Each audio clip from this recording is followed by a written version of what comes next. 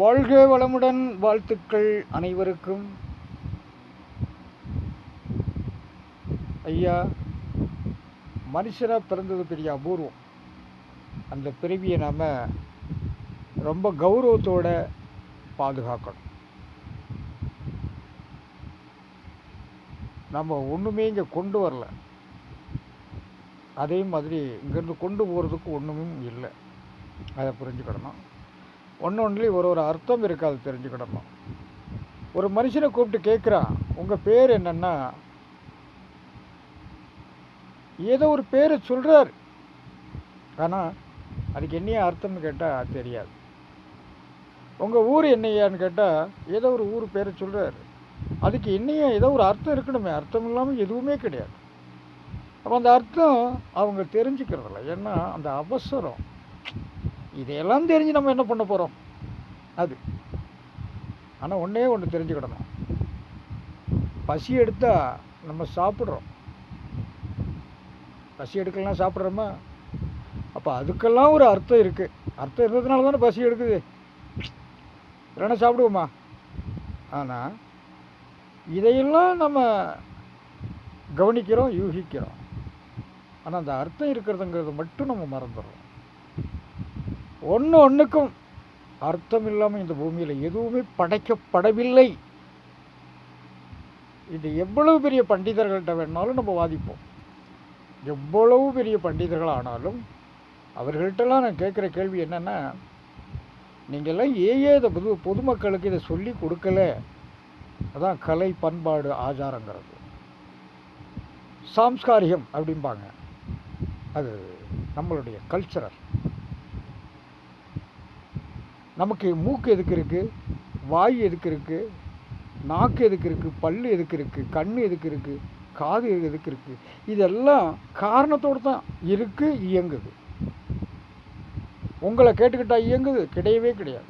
ஆனால் உங்களுக்கெல்லாம் தோன்றது என்னென்னா, நான் நான் நான் கேட்டேன், நான் பேசினேன், நான் பார்த்தேன், நான் சாப்பிட்டேன், நன்றாக மென்று சாப்பிட்டேன். இது மட்டும்தான் உங்களுக்கு சொல்ல தெரியும். ஏன்னா நமக்கு கிடைச்சதெல்லாம் எல்லாம் இரவல் தான் அப்படின்னு தெரிஞ்சிருந்தோம் இன்னும் இலவசத்தை எதிர்பார்க்குறோம் பார். அதுதான் நம்ம பண்ணுற தப்பு. இங்கே எல்லாருக்குமே எல்லாமே இரவல் தான் ஐயா. நம்ம பேசிக்கிட்டு இருக்கிறோமே வார்த்தை, இந்த வார்த்தையும் கூட இரவல் தான். நாம் படைக்கலை எதையுமே. அப்போது என்னது அப்படின்னு சொல்கிறதெல்லாம் இடைக்கால உரிமைன்னு தான் என்னுடைய அனுபவத்துக்கு சொல்லுவேன். என்னுடையது அப்படின்னு சொல்கிறதுக்கே முதல்ல நமக்கு யோக்கியதை கிடையாது, அருகதை கிடையாது. தெய்வமே, இன்று வரை எனது என்று சொல்ல எனக்கு இரவலாக இடைக்கால உரிமையை தந்தாயே, அதற்காக நன்றி சொல்லுகிறேன். யாராவது சொல்கிறோமா? இல்லை. பசி எடுத்தால் கிடைச்சதை அள்ளி போட வேண்டியது. அப்புறம் குத்துது குடையுதுன்னு போய் டாக்டர் எங்கே இருக்காங்க, 2 ஊசி இந்தாண்ட குத்துங்க சார், 2 ஊசி இந்தாண்ட குத்துங்க சார்.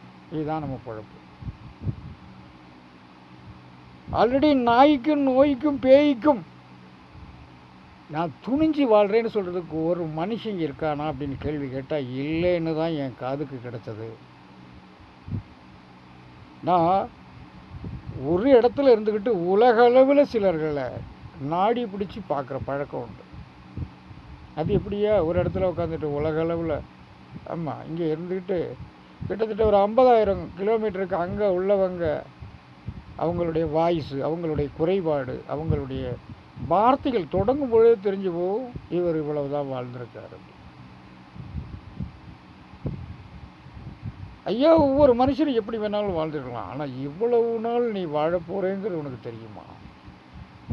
இந்த பூமிங்கிறது ஒரு பள்ளிக்கூடம். இங்கே நம்ம படிக்கத்தான் வந்திருக்கோம்.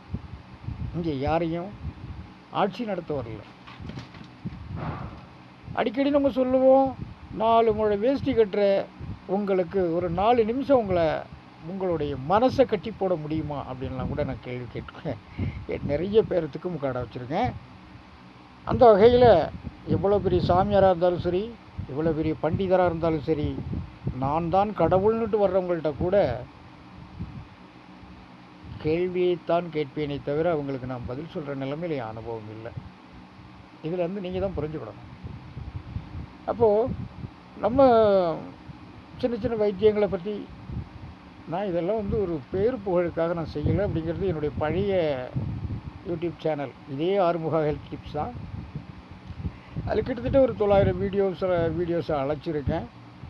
ஒரு 1000 சப்ஸ்கிரைபர் வந்து அது 2000 ரூபா போனஸ் எல்லாம் வந்தும் கூட அதை நான் அழைச்சதுக்கு காரணம் வேறு.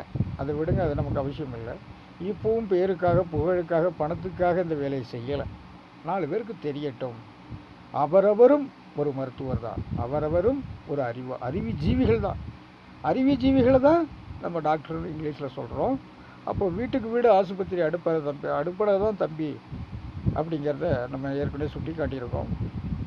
அதே மாதிரி பார்த்திங்கன்னா உங்களுக்கு நிறைய விஷயங்கள் நான் சொல்ல ஆசைப்பட்றேன். நம்ம சேனலுக்கு ஒன்றும் ஒரு லைக்கு கூட அடிக்க மாட்டேங்கிறீங்க. அதுதான் பெரிய கஷ்டமாக இருக்குது. இவங்களுக்கு என்னத்தர சொல்கிறது அப்படிங்கிற மாதிரி தோணிகிட்ருக்கு. அதனால தான் வாய்ஸ் இல்லாமல் சும்மா ஒரு மியூசிக்கை போட்டு ஒரு 7, 8, 10 வீடியோ கொடுத்துருப்பேன். ஆண்மை சம்மந்தப்பட்டது, கர்ப்பப்பை சம்மந்தப்பட்டது, இன்னும் வேறு உங்களுக்கு ரகசிய நோய்கள் இல்லை ரகசியமாக சுத்தமாக செயல்படவே முடியல அப்படிங்கிறவங்களுக்கு கூட செயல்பட வைக்க முடியும் அப்படிங்கிறது என்னுடைய ஆழ்ந்த நம்பிக்கை. ஃபாலோ பண்ணுங்கள், உங்களுடைய சந்தேகங்களை கேளுங்க. நன்றி. மீண்டும் அடுத்த பதிவில் சந்திக்கிறேன்.